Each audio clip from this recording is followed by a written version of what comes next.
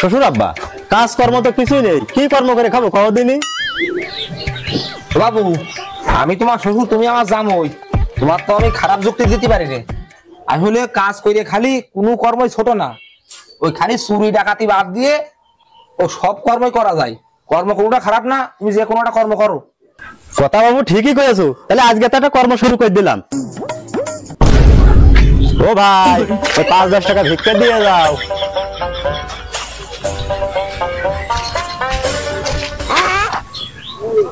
কি গো জামাই, তুমি এখন কি করছো? শ্বশুর আব্বা ওই তুমিই তো কইলে যে কোনো কর্ম ছোট না, তাই আমি ওই ভিক্ষা করছি। ও শালি সাবালের কথা শুনে তাহলে কি করবো এখন কদিন? হ্যাঁ হ্যাঁ, ও ভিক্ষা করছে। ও এই তোর মতো লোক এখন জামা বিলে কি জামাই নেবে? আমি তো জামা বিলে মানি না, আমি তোর কথা আমার মেয়ে ছাড়ি দেবো। আমি এখনই তোর আমি তালাক দিয়ে দিলাম। 1 তালাক, 2 তালাক, 3 তালাক। No, no, no, no.